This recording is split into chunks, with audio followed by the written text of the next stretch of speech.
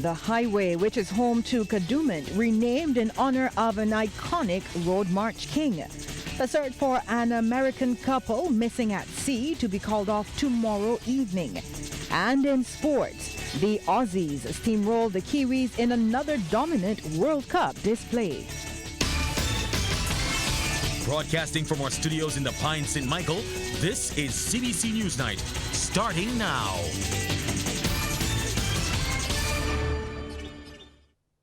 Very good evening to you. I'm Lisa Broom. This is Newsnight.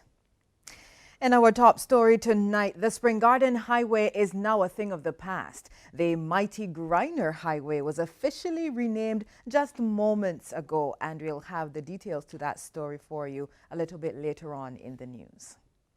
Well, the search for the missing American visitors will be called off at sunset tomorrow. Confirmation of this from Minister of Tourism and International Transport Carrie Symonds during a press briefing at government headquarters. Sharika Griffith has more. Teams from the Barbados Coast Guard, Police Marine Unit, RSS, and now the U.S. Air Force continue the search for 25-year-old Magdalena DeVille and 32-year-old Oscar Suarez. The couple disappeared on Monday after renting a jet ski from an operator in Whole Town. On Thursday, Prime Minister Mia Amour-Motley ordered that the search be extended another 72 hours. Tourism Minister Carrie Symonds says the search ends at 6:30 tomorrow evening. As I understand it, in matters of this nature, the international best practice is to do a search for at least 3 days. We have given the commitment and we are undertaking a search that goes well beyond that period. It will really go into 6 days. But it is a very large ocean out there, and you come to a point where mankind in its frailty can do no better. Minister Symonds was speaking during a press conference at government headquarters. He says reports that the couple's bodies had been found in St. Lucia are untrue, and he's asking Barbadians to be mindful of the couple's family who are on island. What really is most unhelpful is for them to be put through the emotional peaks and troughs of a roller coaster based purely on empty speculation and what is largely idle gossip. So that in the best interest of all concerned, we say here and now, there will be formal communication and updates on a daily basis from this place and from this source. And that will be issued through formal means of communication to the press. And Sharika Griffith reporting there.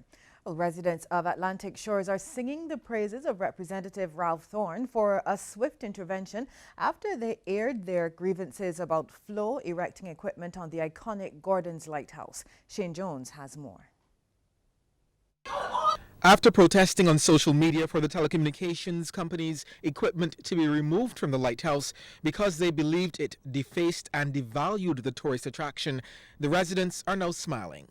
The equipment has now been removed, and Christchurch South MP Ralph Thorne says he intervened as soon as he was made aware of the protest.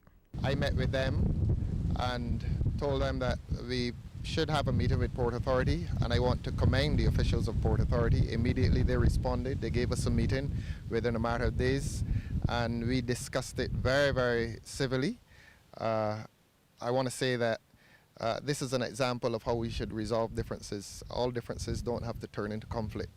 We had extremely cordial discussions, and Port Authority gave us undertakings, and we were patient. We waited about 2-3 weeks before we saw the results of it. Mr. Thorne says he would love to see the site transformed into a high-quality attraction. It's quite a pity that a government facility like this is used as a depot for storing gravel and tar.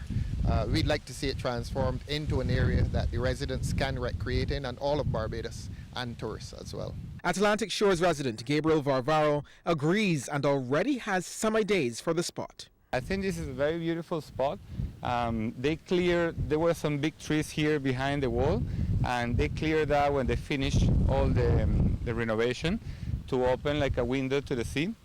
Of course, a neighborhood behind there, but if you do it properly, and I don't think it will really cause a problem. Something like a cafe or a place that tourists can hang around a little bit, have a drink, and then continue. It's a perfect spot for day tours.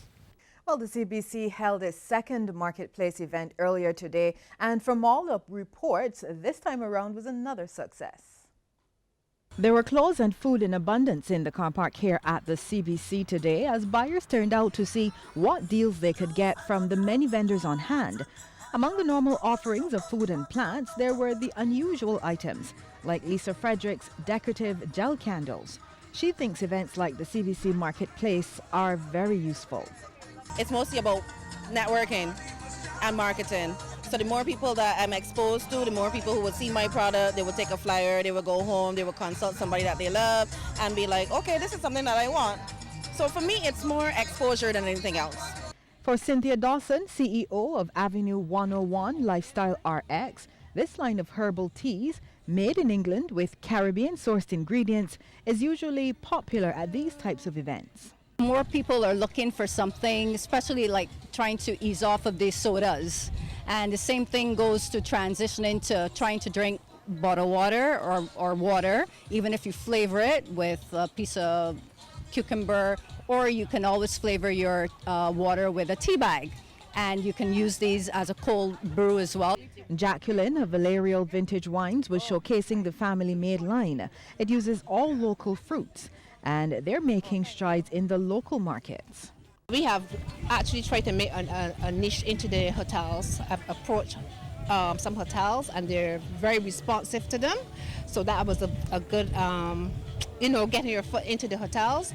And I find we've been going into like corporate businesses where we go into like do sampling for staff and etc. And that has come forward. I must say the locals have gravitated to it because everyone wants natural wines now and stuff like that. So it has been good. Well, CBC's marketing executive, Nicole Collins, says over 75 vendors took part, a similar number to last time.